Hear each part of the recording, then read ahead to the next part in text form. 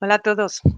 Hoy vengo con este nuevo vídeo sobre los contratos de servicios que conlleven prestaciones directas a favor de la ciudadanía, que tal y como os dije, pues os voy a explicar de forma lo más fácil posible para que podáis llegar a entender este tipo de contrato que, bueno, que creo que no se explica en la mayoría de los casos.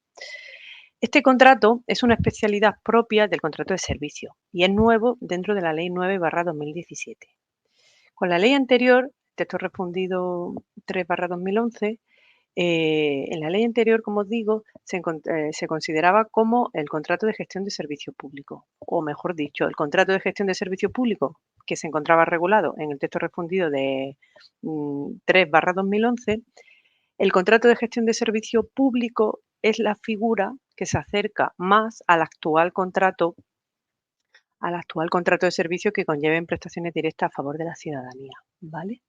¿Por qué? Porque el anterior contrato de gestión de servicio público, que como os digo se regulaba en la normativa anterior, ha desaparecido en esta nueva ley 9/2017. Bueno, ya no es tan nueva, porque es del año 2017. Bien, por tanto, aquí os señalo que antes, con el contrato de gestión de servicio público, la Administración acudía al mercado en busca de un tercero que accediera a prestar un servicio de su titularidad. El contrato en sí mismo, ¿vale? El contrato que se le adjudicaba al adjudicatario, pues ya era el título suficiente o título habilitante para que ese adjudicatario pudiera llevar a cabo la prestación de dicho servicio, que era un servicio público, ¿vale? ¿Y cómo se realizaba? Pues bajo la modalidad de concesión de concierto de economía mixta.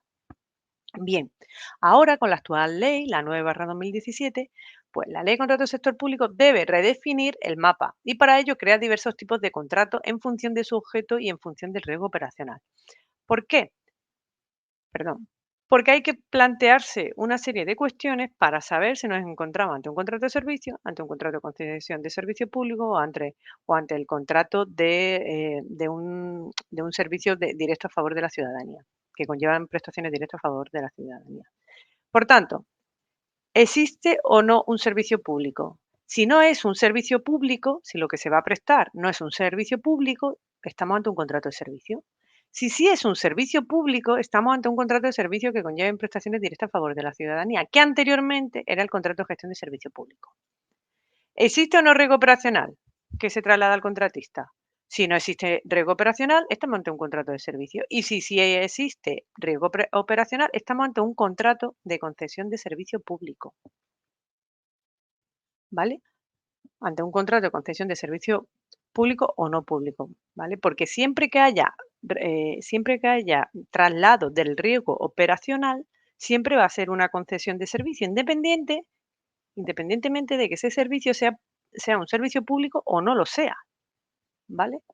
En cambio, los contratos de servicio que no asumen el riesgo operacional, sí habrá que ver si estamos ante un servicio público, porque si es un servicio público, estaremos ante un servicio que conlleva prestaciones directas a favor de la ciudadanía. Y si no es un servicio público, estaremos ante un contrato de servicio a secas. ¿De acuerdo?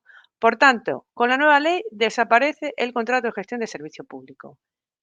Y esto y por tanto con la nueva ley se reconduce, esa figura se reconduce a un contrato de servicio o un contrato de concesión de servicio público o un contrato de servicio que conlleven prestaciones directas a favor de la ciudadanía, en función de las respuestas que nos demos a estas cuestiones.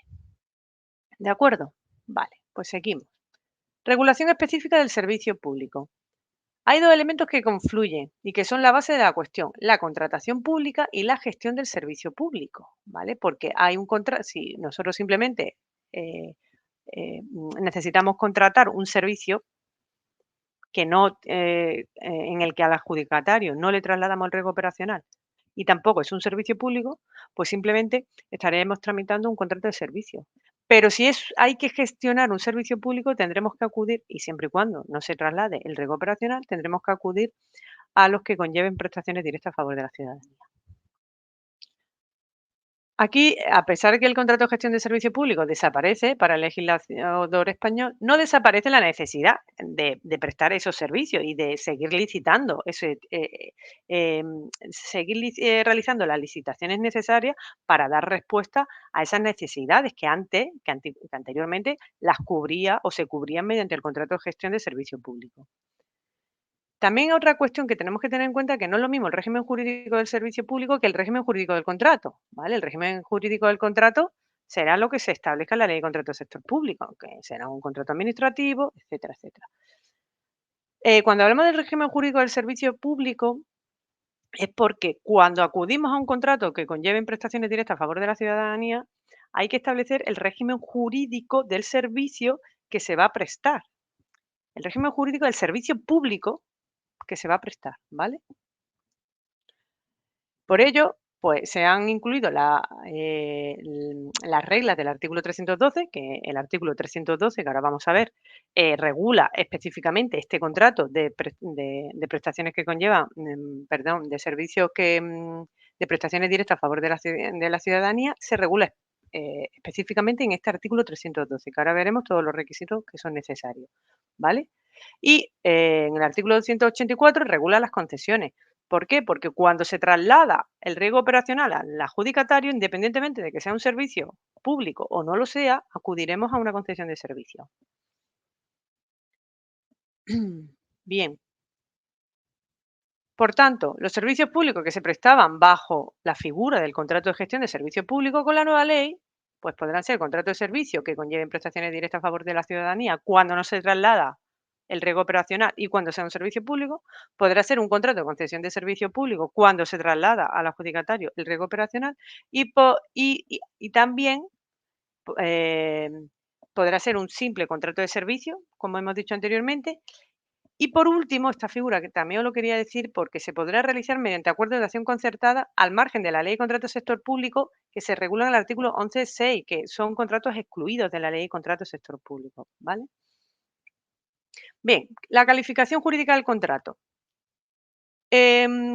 Descansa en la aceptación del esquema conceptual definido por el legislador europeo. Viene de las directivas europeas esta calificación del contrato.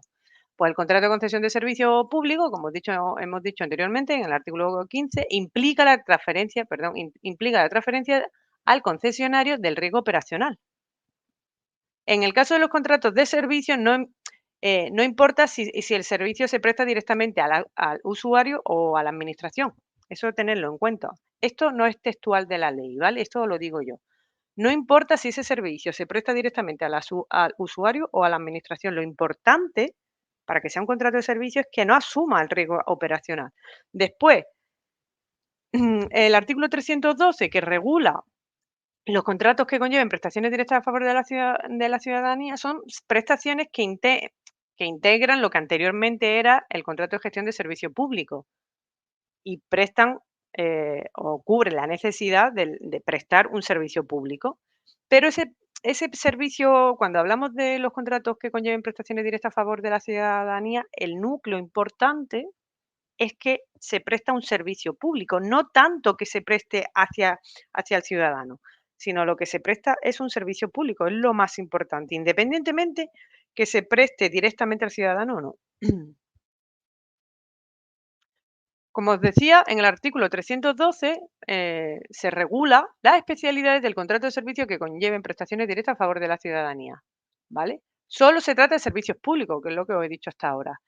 También es decir que una cosa es servicio público y otra cosa es que sea un servicio al público, ¿vale? Aquí lo que estamos hablando es de prestación de servicios públicos.